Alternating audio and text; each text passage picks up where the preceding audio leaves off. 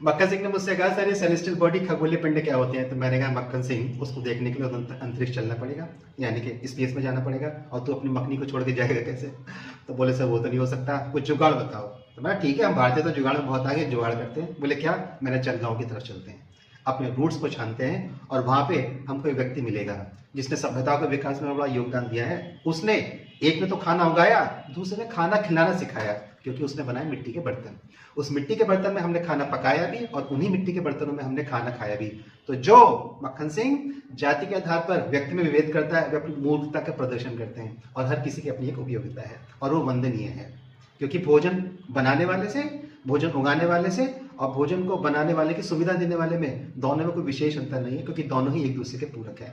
तो मैंने कहा मक्खन से देखिए कुम्हार क्या करेगा, ये मिट्टी को पहले बेलेगा, फिर उसको छानेगा, फिर उसमें पानी मिलाएगा, फिर उसको बेलेगा, और एक मिट्टी का मॉइस्चर, यानी कि जिसमें पानी मिली मिट्टी का एक ढेर होगा, वो लाके अपने चाक पर रख देगा। अब इसको ध्यान से देख, यही है पिंड, इसको बोलते हैं पिंड। अब अगर मैं इस पिंड को अंतरिक्ष में ले जाता हूं तो ये बन जाएगा खगोलीय पिंड, अर्थात सेलेस्टियल बॉडी। और मैंने कहा मक्खन सिंह अब इसको चाक पे रखे रहने दो, अब इसको घुमाना नहीं तो फिर बर्तन बनाने पड़ेंगे, वो बर्तन हम बाद में बनाएंगे।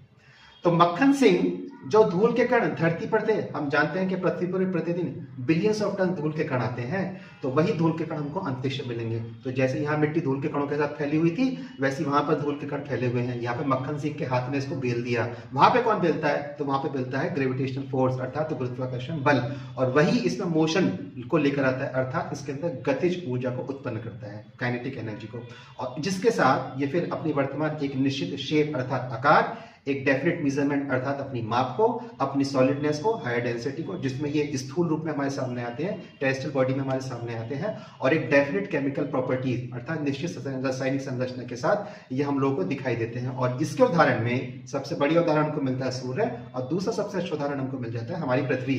दोनों का मेजरमेंट अलग है लेकिन मेजरमेंट है, दोनों का साइज अलग है लेकिन साइज हमको अपना, दोनों की केमिकल प्रॉपर्टीज अलग है लेकिन अपनी केमिकल प्रॉपर्टीज है, और दोनों ही सेलेस्टियल बॉडी अर्थात खगोलीय पिंड के हमारे पास उदाहरण है। इसके साथ और कौन कौन से उदाहरण मिलेंगे? मक्खन सिंह ने मुझसे फिर पूछा, तो मैंने कहा देख, मिलेगा पृथ्वी, और उसके साथ ही हमारे 7 ग्रह यानी कि प्लैनेट्स, हमारे सूर्य, हमारे एस्ट्रॉइड अर्थात शुद्ध ग्रह, हमारे धूमकेतु अर्थात कॉमेट, और हमारे मीटियोर्स अर्थात उल्कापिंड, और इसके साथ ही और मत भूलना वह धूल का कण भी सेलेस्टियल बॉडी है जो कि फैला हुआ है, वह भी एक सूक्ष्म सेलेस्टियल बॉडी का अपने आप में, खगोलीय पिंड का अपने आप में उदाहरण है। और इस प्रकार से हम सेलेस्टियल बॉडी को समझने का प्रयास करते हैं। तो मैंने मक्खन सिंह से पूछा, बोले समझ गया? मैंने यहाँ से समझ गया। तो मैंने बस अब जातिगत विभेद पर किसी का भी बहिष्कार नहीं करना है, ये मानवीय मूल्यों के विरोध में है।